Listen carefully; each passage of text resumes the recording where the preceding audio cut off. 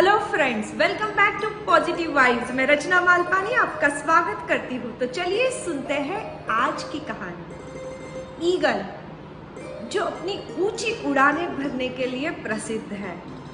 इस ईगल की life story बड़ी इंटरेस्टिंग है और बहुत सी सीखें हमें इस लाइफ स्टोरी से मिलती है। ईगल जो पंछियों का राजा है और जिसका लाइफ स्पैन पंछियों में सबसे ज़्यादा है, 70 वर्ष तक का। लेकिन इंटरेस्टिंग बात यह है कि ईगल जब 40 साल का हो जाता है तो उसकी जो लंबी और तीक्ष्ण चोंच है वो मुड़ जाती है।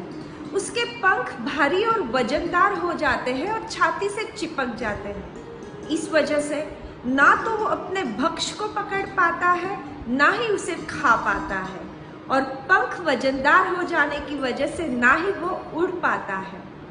ऐसे में उसके पास सिर्फ 2 ही विकल्प रहते हैं, या तो मृत्यु को स्वीकार कर लेना या रीबर्थ प्रोसेस से गुजरना। क्या होता है ये रीबर्थ प्रोसेस? इस रीबर्थ प्रोसेस के लिए, पुनर्जन्म की प्रक्रिया के लिए, ईगल जंगल में सबसे ऊंची पहाड़ पर जाता है।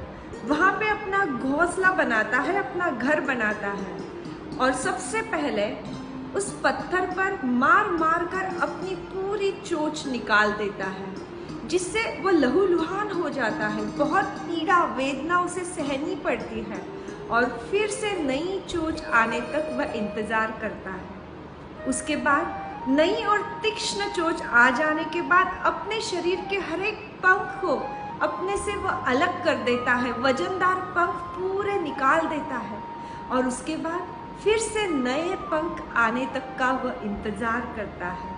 अपनी चोंच को पूरी तरीके से निकाल देना, अपने पंख पूरे उखाड़ना, ये बहुत पेनफुल काम होता है। ये बहुत उसके लिए वेदनादायी रहता है। लेकिन 150 दिनों के प्रोसेस के बाद, करीबन 5 महीनों के बाद उसे फिर से नए पंख आते हैं, उसे नई चोंच मिलती है, और वो अपने आप को हल्का और ज़्यादा मजबूत महसूस करके फिर से वो आकाश में ऊंचा उड़ता है और अपने जीवन के 30 साल पूरी क्षमता के साथ जीता है। ऐसा ये ईगल, इसके लाइफ में बहुत ऐसी बातें हैं जो सच में अगर हम हमारे जीवन में आचरण में ला लें तो हम बहुत कुछ जीवन में आगे उसके जैसे जा सकते हैं और अपनी उड़ान को ऊंचा कर सकते हैं। ईगल हमेशा ऊंचा उड़ता है, वो कभी भी नीचे नहीं उड़ता है, और ईगल सिर्फ ईगल के साथ ही उड़ता है। हमें भी अपने जीवन में हमेशा उच्च विचार रखने वाले लोगों के साथ रहना चाहिए और उन्हीं के साथ संबंध प्रस्थापित करना चाहिए, जिससे हम भी जीवन में ऊंचा उठेंगे। जब भी आंधी या तूफान आता है ना, तो सारे पंछी अपने अपने घोंसलों में या पेड़ों की डालियों पर छिप जाते हैं। लेकिन ईगल आंधियों को चीरकर बादलों के ऊपर जाकर पंख फैलाकर उड़ता है और अपने आप को और मजबूत बनाता है। उसी तरह हमें भी जीवन में जब भी कोई संकट आए तो साहस के साथ अगर हम उसका सामना करते हैं ना, तो हम भी ज़्यादा मजबूत बनकर उस संकट से बाहर निकलते हैं। ईगल की दृष्टि बड़ी तीक्ष्ण रहती है। जितना मनुष्य देख पाएगा उससे 3 गुना दूर की चीज ईगल पहले ही देख सकता है, और 5 किलोमीटर की दूरी तक वो देख पाता है। जब भी वो अपने भक्ष्य को निश्चित कर लेता है तो अपने भक्ष्य तक पहुंचने के लिए वो रास्ते में हर मुश्किल को पार करके अपने भक्ष्य को कैसे भी करके पाता ही है।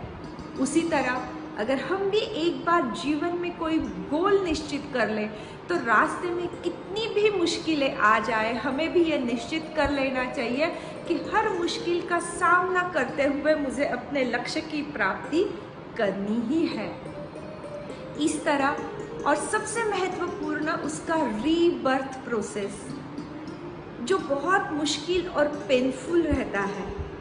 वैसे ही वह प्रोसेस तो हर इंसान को हर साल करना चाहिए, क्योंकि हम हमारे साथ कितना कूड़ा कचरा लेकर इतने जड़ होकर जीवन में आगे बढ़ रहे हैं। निगेटिव थॉट्स, भूतकाल का बर्डन, निगेटिव हैबिट्स और ऐसी कई चीज़ें जो हमें पीछे छोड़कर नए सिरे से ज़िंदगी को शुरू करना चाहिए।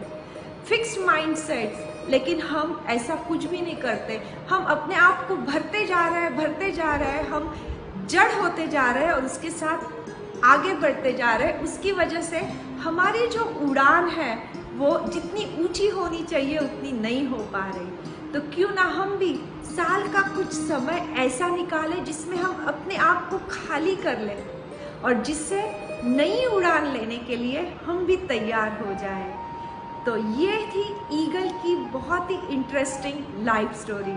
आशा करती हूँ आज की ये कहानी आपको पसंद आई होगी। आपसे फिर मुलाकात होगी कल एक नई कहानी के साथ।